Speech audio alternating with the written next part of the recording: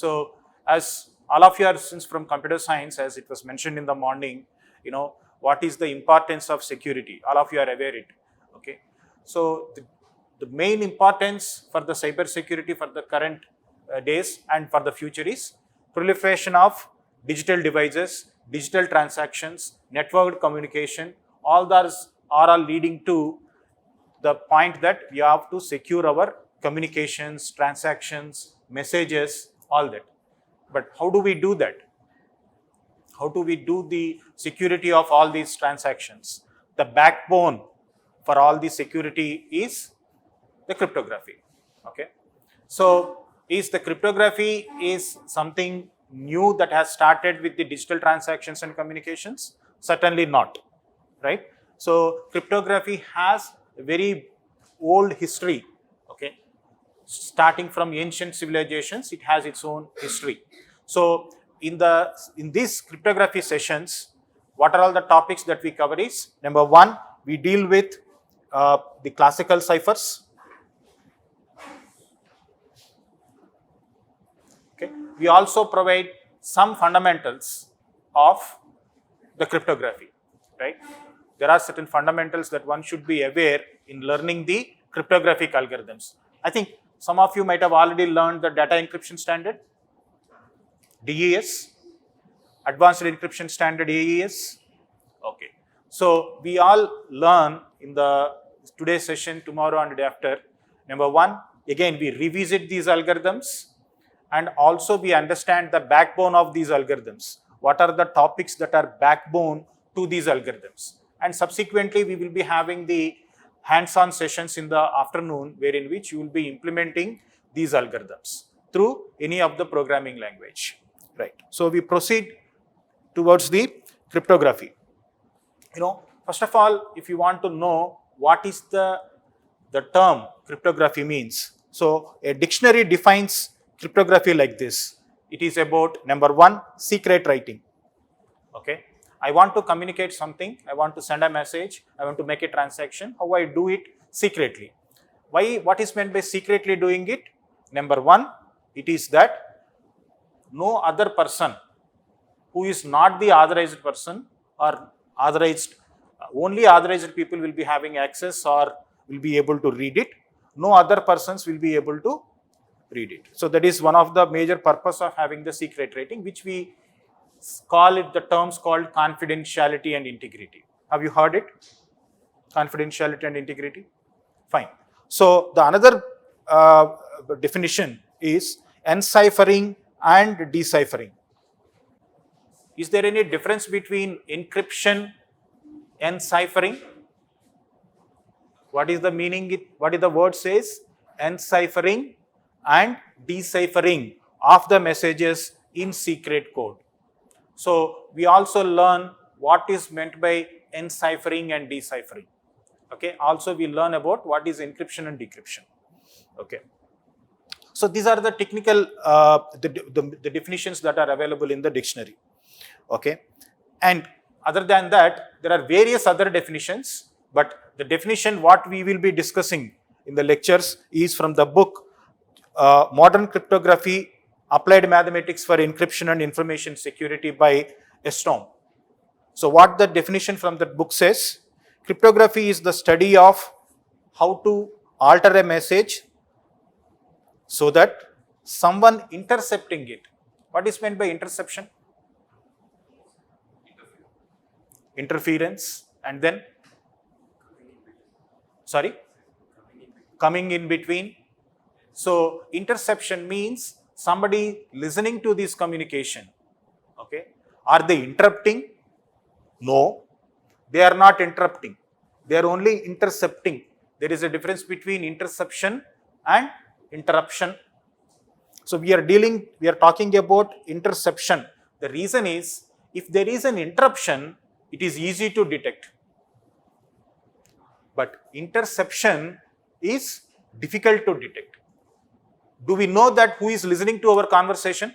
Anybody who is listening to the conversation beyond this particular room? Do we know? How do we know? Right? It is very difficult until and unless we go out and check, right? So interception is difficult to detect. Interruption is easy to detect. So what we are talking here is that about interception. So how to alter a message so that someone intercepting it cannot read it. That means what?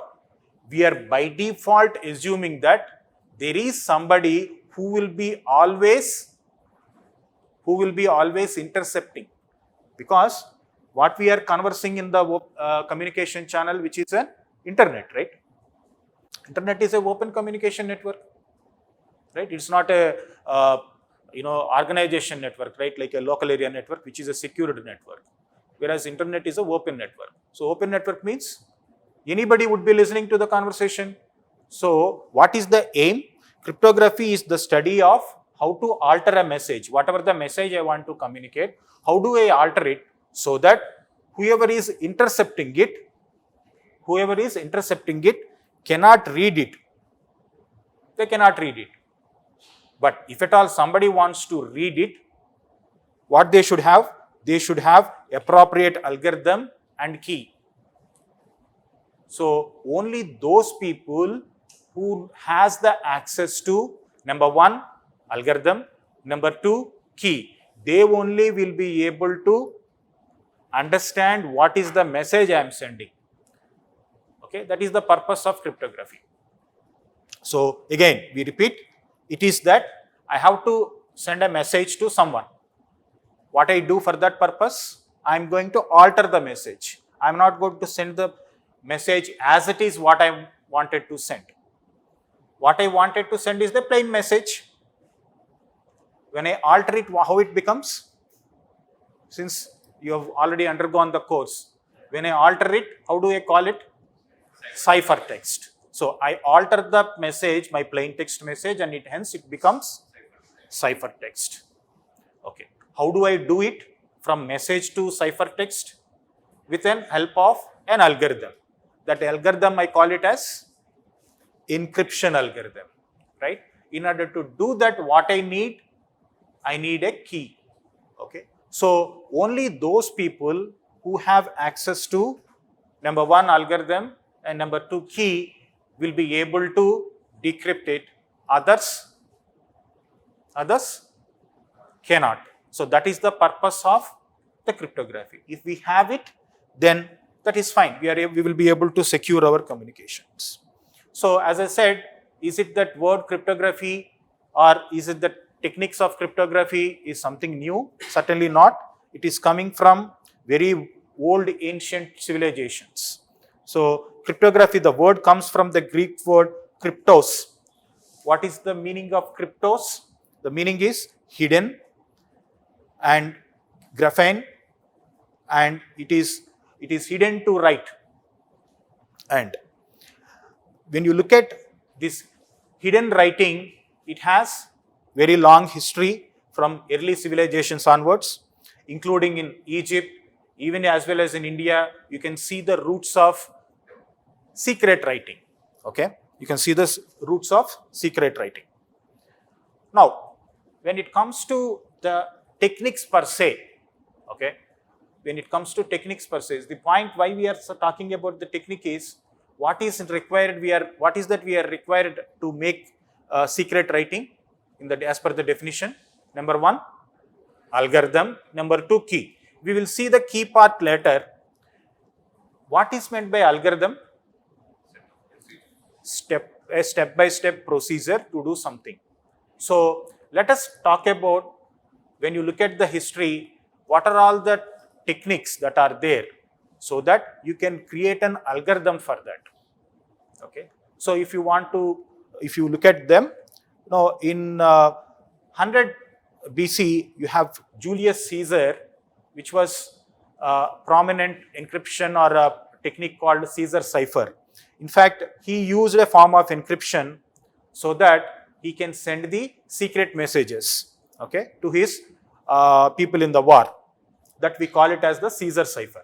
Okay, that we will be discussing it in the next slides. Then subsequently, after Caesar, there were so many other approaches, techniques, but in 16th century, we have a cipher called Vigneri cipher. Okay, So these are all, we people call them as the classical ciphers. And during First World War, we have, machines, both electrical as well as mechanical machines. So during that time, we have a cipher called rotating machines, right? Rotor machines.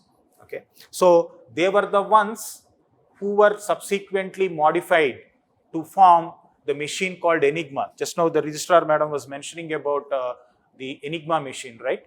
Which was used in the World War II. Have you seen the film where, what was the film? Imitation Game, right? So, which was, based on the Alan Turing's work in breaking the Enigma machine, right? So, we have rotating machines which were used to create the ciphers, right? And again, so let us see how they work. So this is a very quick history, and those who are really interested to learn about the history of cryptography, there are very excellent resources both online and as well as in the books. So I would suggest you to have a quick look at the history of cryptography and all that. Now, before we proceed, let us understand certain terminology, those who are in the second year and trying to learn them. So a typical language, a natural language text, we call it as the plain text, right? Whatever we are interacting now is the plain text. And is it a secret text? No, because it's in the form of a plain messages, right? So this is the original intelligible message, which we call it as the plain text. A sender wants to send it to the receiver. Next, what is the other term that we have? Ciphertext. What is the ciphertext? When you change the plain text to an unintelligible message or non-readable message. When I say non-readable, it doesn't mean that somebody cannot read. Everybody can read it, that particular text. But would they derive any meaning out of it? No. So that is what is meant by unintelligible message. So how do you get it? You get that ciphertext with the help of an algorithm. That's what we saw in the previous slide. And is it only the algorithm? No, you also need a key. So ciphertext is another term. Then there is a next term called encryption. What is meant by encryption? The process of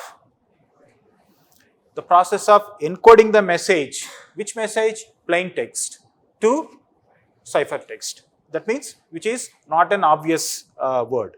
Then decryption, which is the reverse process of the encryption, right? So you need to, because why to do the decryption at the receiver side, they have to get back the message.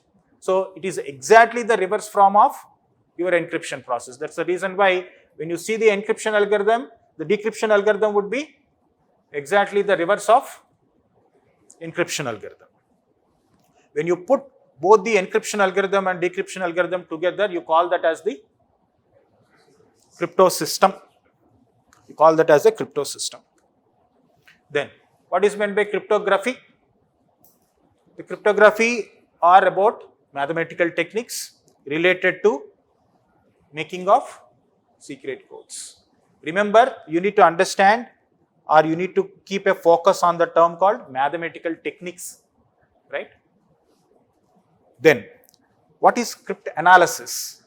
There is one more term which is an important term. Cryptanalysis means it is about breaking of secret codes, right? With cryptography, you make the secret codes. With cryptanalysis, you break them, right? Few seconds back, we talked about decryption. Is decryption and cryptanalysis both are same? Why? What is the difference? What is the difference? Yeah, both are algorithm. Very good.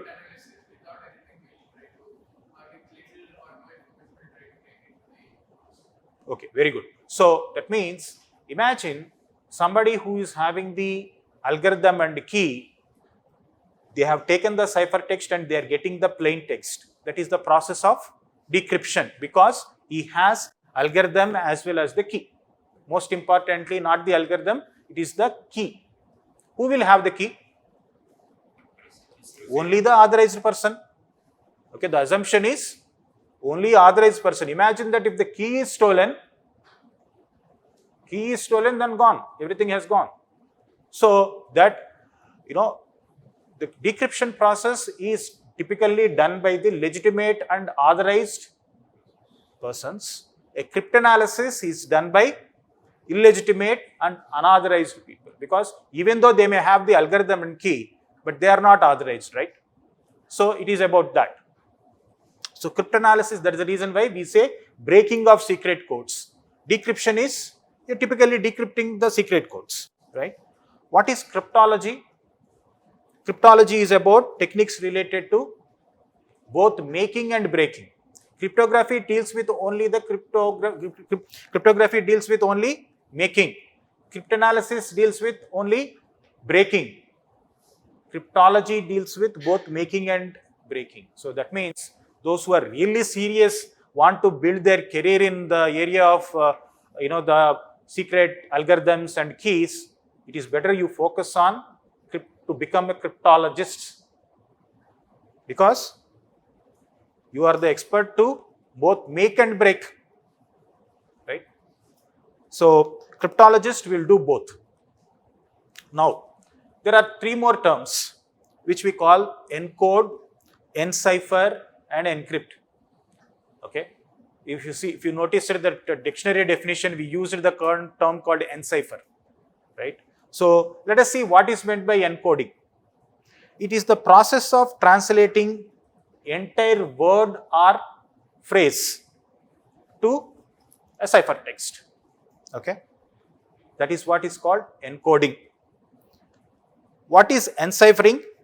Translating letters or symbols individually, that is called enciphering. What is meant by encrypting? When you do both, that means you convert the whole word or alphabet by alphabet. Okay, so just to give you understanding, what is meant by encoding? It says translating the entire word. Let us take one word. See, imagine I have the word called apple. Imagine I have the word called apple, right? This is the plain text. I want to convert it to a ciphertext. For that conversion process, imagine if I take the whole word as such, that is called encoding. That is called encoding. Now, what is meant by enciphering? For the conversion process, I am not taking the whole word, but I am taking alphabet by alphabet. How? I am taking A, then I am taking next P, next I am taking L, next I am taking E.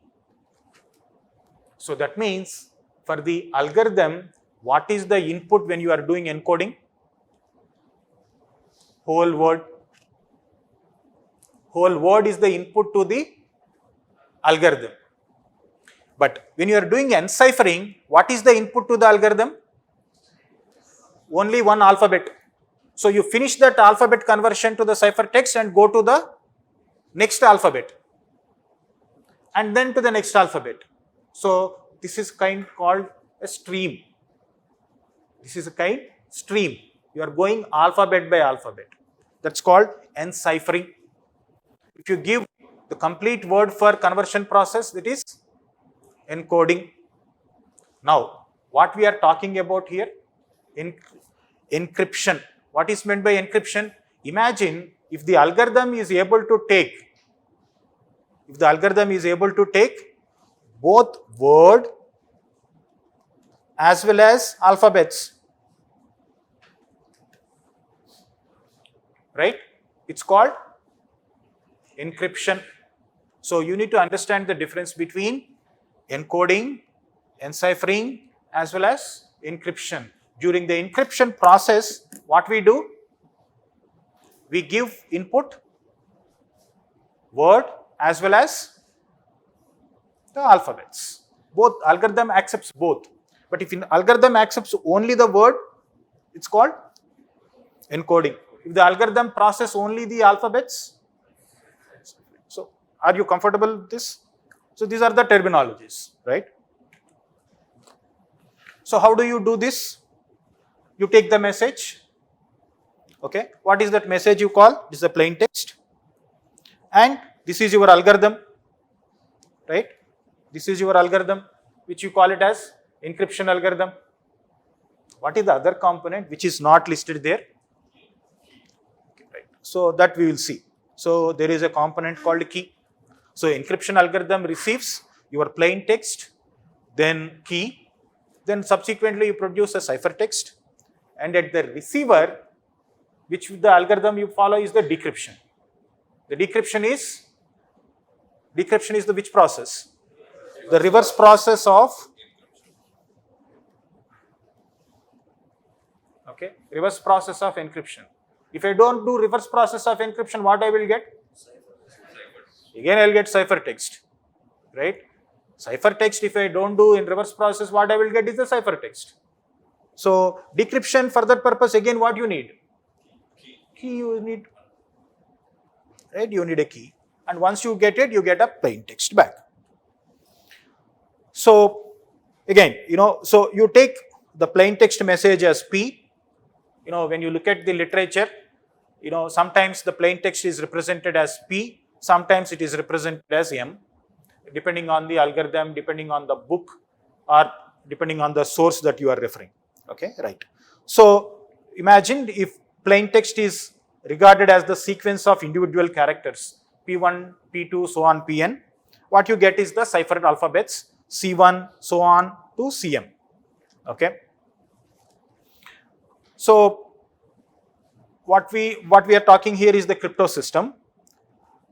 What is this? P, plain text. What is E? Encryption algorithm. What you get? Ciphertext. So the D stands for decryption, right? So you call this as a crypto system when you call if P is equal to D of E of P. What is E of P? E of P is C. D of C is P. D of C is, so P is equal to D of E of P. What is E of P? C. Because you are doing the encryption over plain text. You get the C. This is happening at, generally it happens at, in a networked communication. C is equal to E of P happens at sender side, because I am the sender, I am sending a message. So what I do, the message P, I encrypt, so I get the ciphertext C. So C is equal to E of P. That happens at the sender side. What happens at the receiver side? What happens at the receiver side? This is how it happens. Take the C, apply the decryption algorithm, you get the plain text. So this P is equal to D of E of P is called crypto system. Right? Are you able to follow? Any doubts? This side. Fine. So as I said, you have a very long history of cryptography. I request you to have a look at this source called History of Cryptography by Farhana Sheikh. Okay, she has listed various developments happening through the ages. Now, when we say this cryptography, what the services that it provides, that means what are the the benefits that the cryptography provides in terms of security. So remember, security is not a single absolute term, right? Security has many facets. What are the various facets of security? These are the things. Number one, confidentiality. Number one, confidentiality. So what is meant by confidentiality? Huh? Sorry? So when a sender is sending a message to the receiver, only the receiver, that means when I say receiver here, it is the legitimate authorized person should be able to access and read the ciphertext. When I say read the ciphertext, should be able to decrypt it. No unauthorized or illegitimate person will be able to decrypt it. So that's what is confidentiality, right? So the next facet of security is integrity. What is integrity? Imagine there is a transaction. You make an online transaction, right? We say that integrity of the online transaction should be there. What does it mean? No unauthorized, illegitimate parties, users, people should be able to modify the transaction details, right? So that is to preserve the integrity of the message. Then you have another facet of security called authentication. What is authentication? Checking whether it is true. Then, okay, all of us, we are wearing the ID cards, right? All of us, we are wearing the ID card. One ID card or other form of ID card. So what is the ID card indicates? I am the authenticated user or authenticated employee of this particular institute. Okay. So authentication, that means identifying that particular individual, who he is or who she is, whether they are legitimate people or not. That is authentication. Have you heard the other word called authorization? Authorization. What is authorization?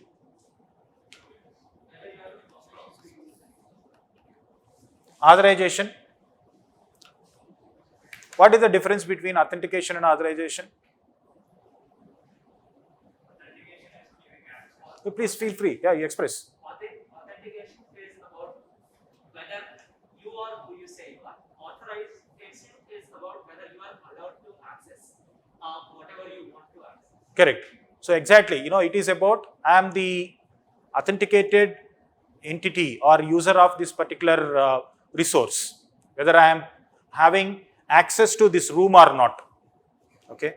So there is an authentication. Once I have the access, then what type of privileges I am having to operate about the resources in this room, whether I have the privilege to access these almirahs or not, the systems or not. So these are all the privileges, right? Those privileges comes based on my authorization level.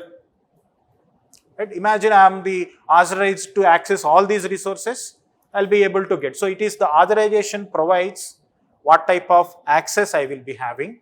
Authentication says whether first of all I am having that privilege or not. Okay. So which comes first?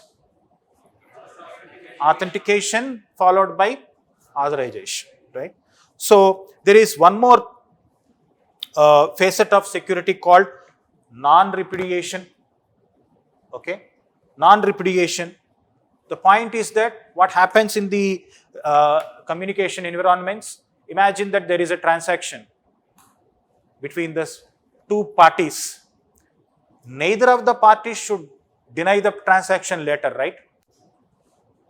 Right? Imagine if the sender is sending a message and tomorrow I say that, no, I have not sent the message. Or the receiver says, no, I have not received the message. So non-repudiation is another security service or the dimension. So when we say security, I want to have a secured system. What is that is needed? My system should have, what is that it should have? Number 1, confidentiality. Number 2, integrity. Number 3, authentication. Number 4, non-repudiation. Like this, there are various dimensions to the security. And how do I achieve all of them? How do I achieve? I said, yes, my communications or transactions should be secure. When I say secure, communications and transactions should have a confidentiality, communications and transactions should have the integrity, and there should be authentication. How do I do it? So the bottom line of achieving all of them is the cryptography. So the cryptography is the mechanism with which you achieve security services. Is that clear? Are you able to follow? Any doubts so far? Okay, fine. So, what are the various cryptography primitives or techniques that we have? How do I view or learn cryptography? Okay. So, if you want to learn cryptography, cryptography is divided based on these facets. Number one, there is one component we said which is required. What was that? Key, right? So, first component is the key. Okay. So, how many keys I would be using for my algorithm? That is one dimension of cryptography. Okay. The second dimension of cryptography algorithm is about, there was one thing which we discussed, taking a word and taking alphabet by alphabet, right? Have you remembered that? So that means, how do I organize my plain text? Whether my plain text is organized as words kind of a thing, or alphabets kind of a thing. So for that purpose, my second aspect of the cryptography is about how what? How plain text is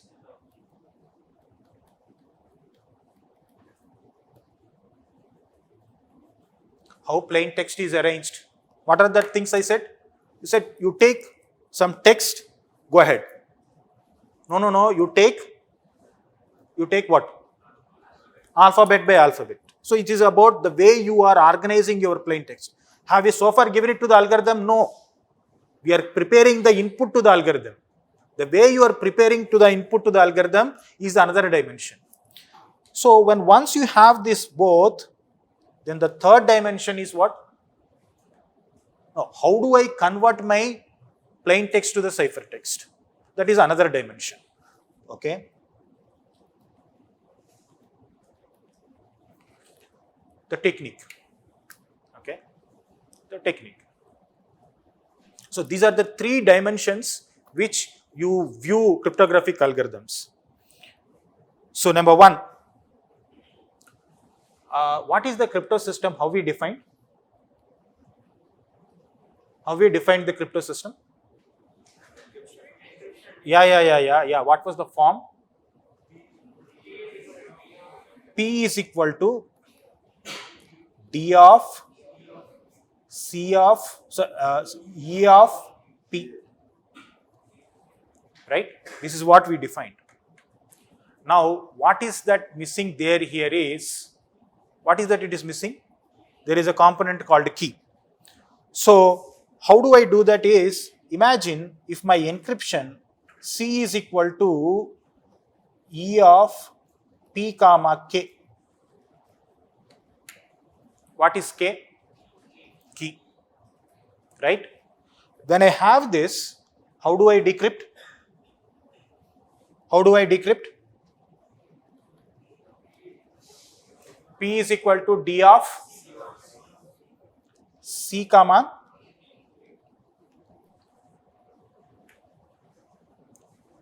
P is equal to D of C comma K. Fine? Have you followed this? Now, at both ends of encryption and decryption, what is that variable which is common? K. So that means I am using K at the encryption side, and also I am using the K for decryption side. So the same K. This is called symmetric encryption, because you are having same key for encryption purpose and also the same key for decryption purpose, right? No.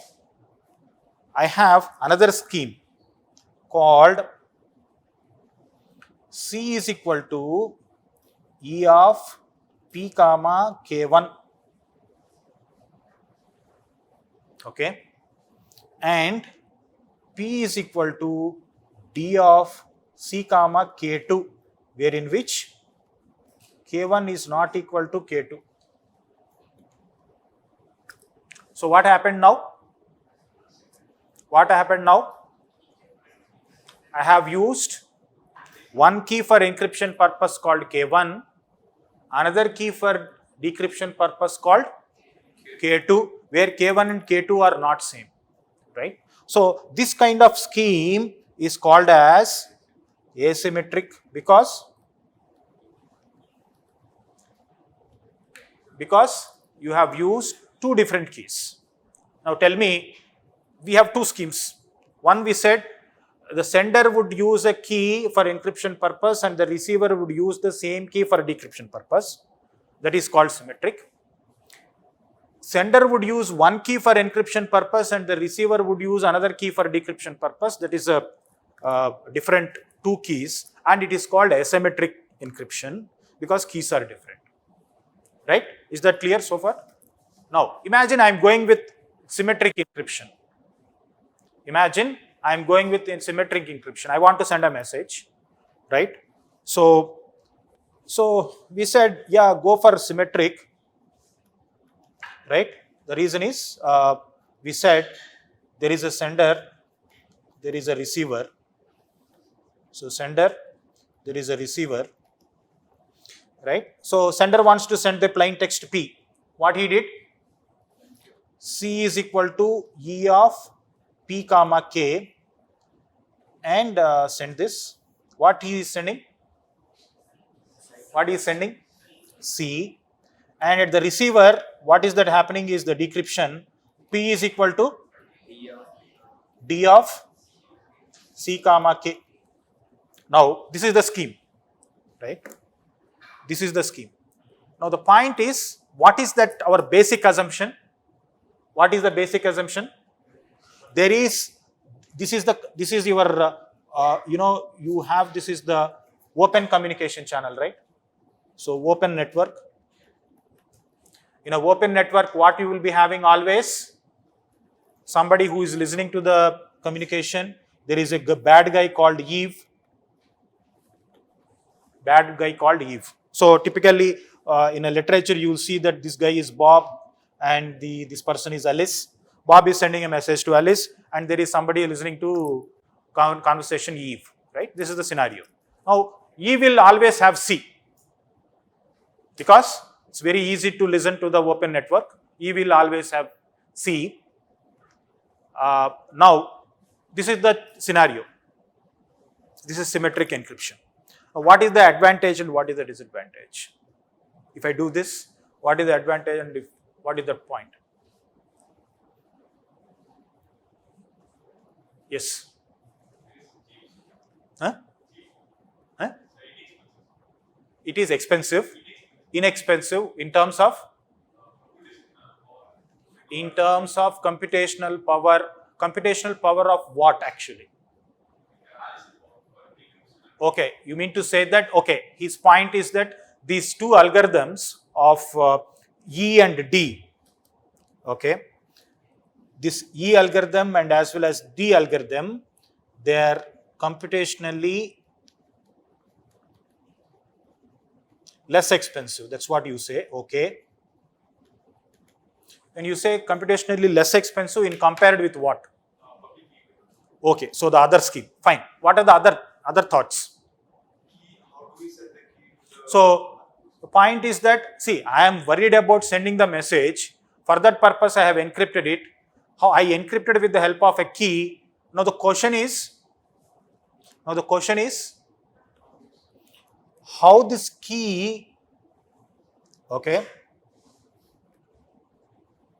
how K is established or shared between sender and receiver. This is the other challenge, right? No, I am encrypting it. How the receiver, how Bob is encrypting it, how the Alice would decrypt it. And what is the key? How the key would be shared with Alice. That is another challenge. Any other thoughts? Okay. We are talking about in the networked communication, always any cryptography literature, when you read, you will see always Bob is communicating with Alice. Is it that only always Bob and communication happens only between Bob and Alice? Now imagine you have a networked environment of n nodes. Communication happens between any node to the any other node, right? Right? Now the point is, imagine Bob is communicating with 100 nodes. How many keys Bob has to maintain? Because Bob has to maintain with the n number of nodes with whom Bob is communicating. Bob has to maintain, because with every node, will he use the same key? He can't use the same key, right? So K cannot be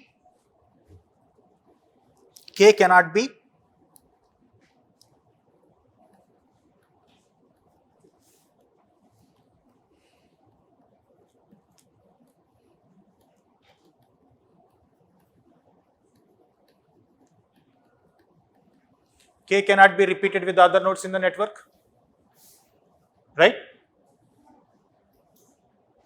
How do we manage the keys? Now the point is, we are talking about Bob. What about Alice? Alice also have to. So every node has to, right? Every node has to manage their keys.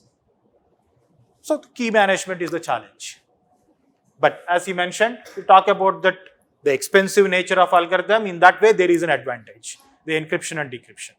Fine. So then people said, okay, when symmetric encryption algorithms were introduced, they were all happy. But then you have the challenge.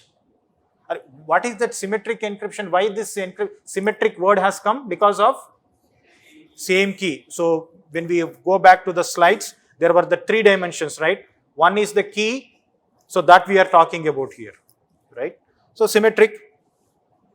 Then people said, okay, the challenge has come because of the key management has come because how do I share the key? Number 1. Number 2, every node has to maintain the keys that they are using for other nodes. So people said, okay, what if suppose we have an asymmetric scheme wherein which C is equal to E of P comma K1 and P is equal to D of C comma K2, wherein which K1 is not equal to K2. This is called asymmetric scheme. Now, Bob is encrypting the message with the help of K1. Alice is decrypting with the help of, is both are same? No. So you need not worry about sharing that K1 with Alice. You need not worry, right? So in that way, your key management or key distribution problem can be managed. You need not worry about how this, this one. So number 1, mitigate the challenge of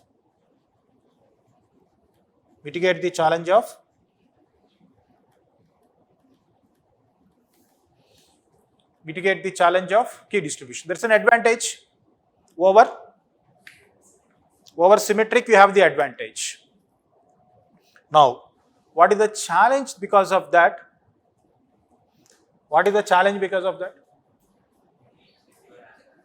Each receiver has to have the separate key. And any other answers? Yes. See, the point is, result should be the same because you are talking about bringing the P back. I am using one key for encryption purpose. So it is like this. Imagine if you look at the lock of this room, I am using one key for locking purpose and another key for unlocking purpose. Understand? My encryption should allow to use one key for encryption and the decryption should take another key for decryption process. What is decryption? Reverse process. I am using an altogether different key. Number one. Okay. So when I am using two different keys, my algorithm should support. So first thing. The second thing is, first of all, how do I generate such keys? How do I generate such keys such that, number one, I use one key for locking and another key for unlocking, but I should not get any kind of errors or loss, right? So what is the challenge here is that, number one, though you have the advantage of mitigating the key distribution, the challenge is that you have key generation. How do you generate the keys? So that is the basic challenge. So we have seen two types of schemes in terms of key. Another one is, and both have their plus and minus. And another thing is that, as you mentioned, expensive or inexpensive, the expensive nature of asymmetric algorithms comes because of this key generation. So asymmetric is expensive. Asymmetric is that expensive because of encryption and decryption? No. It is because key generation. Why? I need to generate the keys in a way that I encrypt with one key and decrypt with. So that is the challenge, right? So this is one dimension of cryptography algorithm. So you take any cryptography algorithm, either that would be a symmetric algorithm or asymmetric algorithm based on number of keys that it uses, right? So the one dimension of security what we discussed is about the key. No sir, I don't have keys. Still you have the algorithms. They are called keyless. Okay. So